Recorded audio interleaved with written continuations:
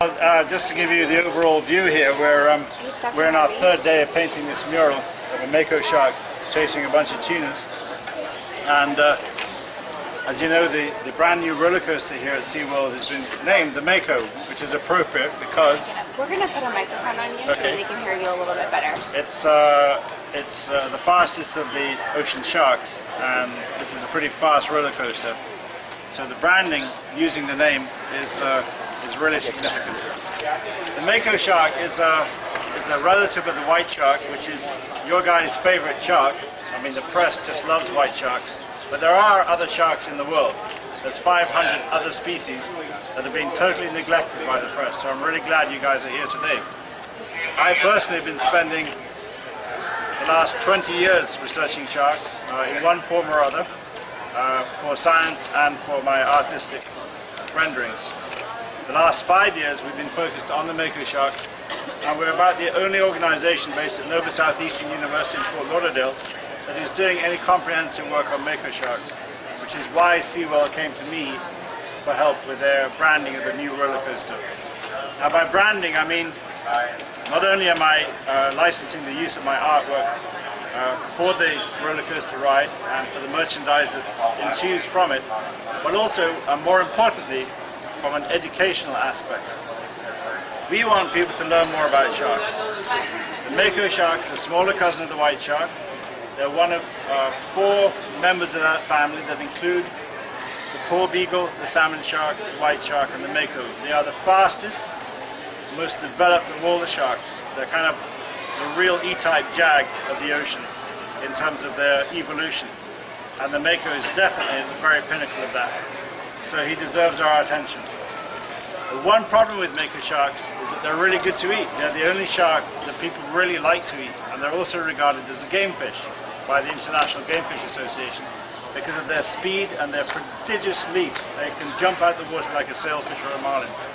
So they're highly sought after, both commercially and from a recreational perspective. And so that puts a lot of pressure on the species. We reckon over 500,000 Makos a year are killed in the Atlantic Ocean alone. That's 500,000 sharks from one species. And we know that somewhere between 30 and 60 million sharks are killed every year worldwide. That's a very high rate of attrition on the shark species generally. So there's a bit of urgency involved in A, studying, but B, getting the results of all the research work out to the public and to people like yourselves. So that you're in a better position to tell your readers a little bit more about the facts about these animals. With that brief introduction, I will take any question about science or art or SeaWorld or V or anything. So how does this mural going to be ranking into your top 50? It's definitely going to be in my top 50 of the artworks that I've produced over the years. I'm not known for my murals. My very good friend Wyland and I have done a lot of murals in Florida, but he's really good at it. I'm not that great at it. He's an airbrush master, I'm a paintbrush master. He paints mostly marine mammals and I like to paint fish. And that's why we work together in harmony. But it's a nice piece. I've done really big pieces in the past, but this is very appropriate for this setting, and it's going to become an iconic piece for all the people who come by here in the next 5 or 10 years. There's going to be millions of people who pass this mural, and they're going to leave SeaWorld with a much better impression and idea about what this animal does, how important it is, and its aesthetic beauty. Great question. I am not going to ride the roller coaster. I'm going to be honest with you. I'm afraid of heights, and I hate speed. So it's pretty hard for me to get into an aeroplane, as you know. But lots of people will have lots of fun, especially the young people. So looking forward to a lot of excitement, thrills, and no spills. Good question. Yes, ma'am. Can you talk a little bit about what drew you to design life when you were younger and why you dedicated your life to this? Thank you for that. Great question. I grew up in Jamaica. I'm a 10th generation Jamaican. And both parents loved to fish, to sport fish. In those days, in the 50s and 60s, we killed everything. It's amazing to see the turnaround now, how catch and release sport fishing has taken on since that. So growing up there, I was really severely impacted by the sea. I read Ernest Hemingway's story of the old man of the sea many times, and that had a great impression on me. I began to draw that whole story in pen and ink. At that time I was just using pen and ink. It's kind of an illustrative form of art. And then I studied marine sciences at university and did my PhD at the University of the West Indies in Kingston, Jamaica, where I lived at the time. And after a couple of years there, I was having informal art shows and doing fishing tournaments and stuff like that, and got an introduction in Fort Lauderdale to a t-shirt company back in 1986. So that's 30 years ago to this year, in fact, almost to the month. And because of that, my hobby became my profession. And my profession became painting art and going around the place and doing what I've done for the last 30 years. But it's come full circle because my background as a marine scientist has really helped in the formation of the Guy Harvey Research Institute at NOVA, and of course the Guy Harvey Ocean Foundation. So we do a lot of research work now on the large pelagic animals, that's sharks, billfishes and tunas. That's our focus. So we've gone into other work as well, like stingrays and groupers and lionfish, contemporary issues that face the Caribbean. But that's our focus. So that's it in a nutshell. And here I am today, in my 60th year, having fun. Can you talk about, you were saying about lionfish and Yes. things like that? Is the Research Institute doing anything to help abate the... Well, the problem with lionfish is that they're a Western Pacific species. They came to Florida through the aquarium trade, and they escape. They grow big. People throw them back in the canals, or they escape, or whatever. However, they get into the marine ecosystem because they're very voracious, they grow fast, they eat anything in your tank, and it's one of the big problems we're talking about, you know, having wild animals in people's homes. They grow big and people let them go. And once you cross that threshold, you reach a sort of a point of no return in the open ocean. They have just exploded in population because of their very fast breeding rate. They can produce 30,000 eggs every 4 days. And they have no natural predators at any stage of their life cycle here.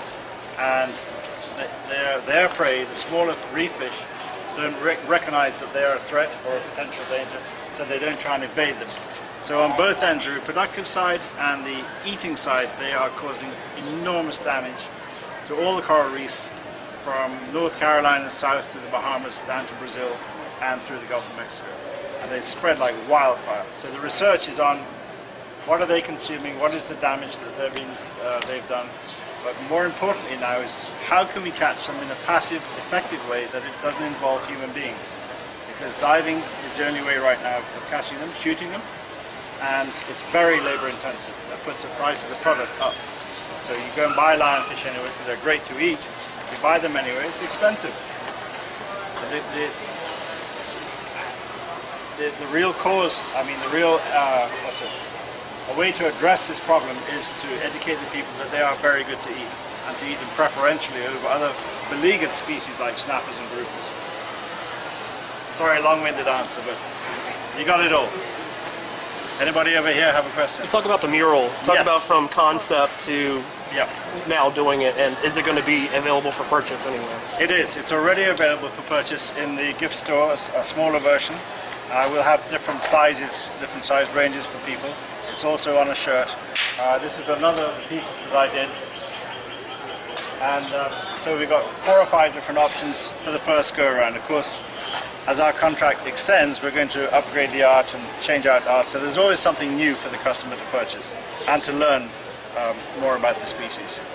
But having signed the contract in November with SeaWorld, I got going right away on a bunch of new Mako shark art. And the timing was really great because we were spending a lot of time researching them, both in Mexico and in the Mid-Atlantic.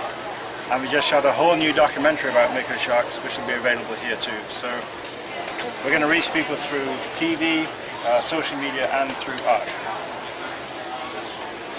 Not really an ocean predator. They're related to the nurse shark family, and they're planktonivorous, and so they're very slow-moving, kind of lumbering animals, very cool, laid back, and they can be kept in captivity successfully.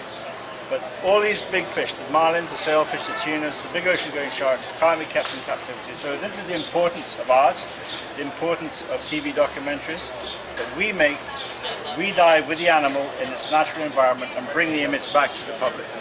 And that's the only way you can really interact with them safely. and they are few and far between, and so it's pretty hard to find them. And people don't realize the amount of time and effort that we put into accessing the animal. Thanks for that question.